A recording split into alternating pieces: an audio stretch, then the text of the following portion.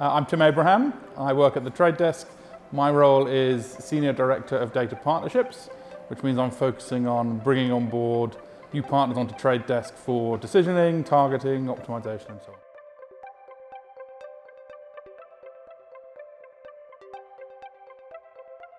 So I would say I'll have two if that's allowed. First was some really interesting data from Dr. Daniel Knapp, who obviously is IAB Chief Economist. In particular, seeing the growth of spend coming into CTV was really interesting. And then the other one was a fascinating talk from P&G this morning where they're talking about sustainability in their advertising messaging.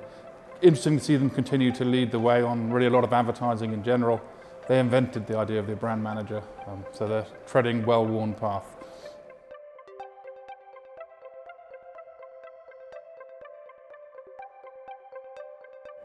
Yeah, so it's a great question, and I think there's a couple of things. So firstly, coming out of COVID, there were some learnings from that period of obviously equally downturn, more serious downturn. And there was a bit of a split thinking during that period of do we keep investing or do we reduce spend, go dark? And there's been a bunch of research done that really shows that if you stop spending on advertising for 6 to 12 months, the impact over the next 18 months to 24 months is a quite significant drop in sales revenue. So I think there's some learnings from that period, which are meaning people are rethinking the idea of actually cutting spend in what will hopefully be a short-term trough. And then the other one actually, which I think is really manifested by this switch we've seen into CTV spend, is digital is really a place to go if you want to really understand how your media spend is working. So we allowed data to be used for decisioning, we allowed it to be used for measurement, and that basically means particularly on platforms like the Trade Desk, where we're fully transparent and kind of unbiased in the ecosystem. As a marketer, you can really see what's working and what's not.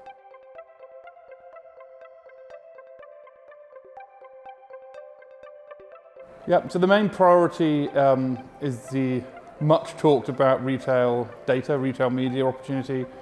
And just macro level, I think the opportunity is really coming from the fact, talking about P&G, we know they sell millions of bottles of shampoo a week, probably per week, and yet they don't really know much about to whom they're selling those bottles of shampoo. So in many ways, macro level retail media or retail data is about addressing that informational disequilibrium, that gap, that opportunity.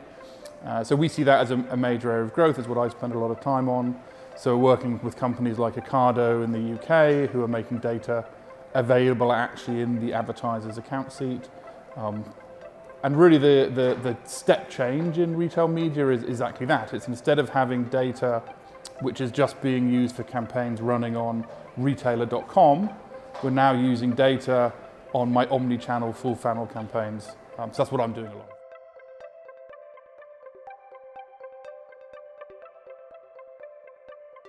The ironic thing about AI today is the biggest challenge is a human deciding where to deploy that AI, actually. So there was a quote from Coca-Cola on their last earning report where they talked about AI as being hugely impactful, but nobody's really answered the question of where to deploy it. So we use it obviously at Trade Desk, for example. One of the places where we use it a lot is on bid decisioning. So we see 1 trillion bid requests per day, so a huge amount of data coming through.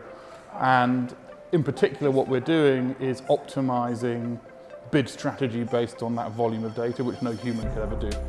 So I think AI is great at that processing of large volumes of data, but we still need humans to be the creative, make intuitive connections and so on and so forth. So I think it's a growth area, and Trade Desk hopefully is at the front of it.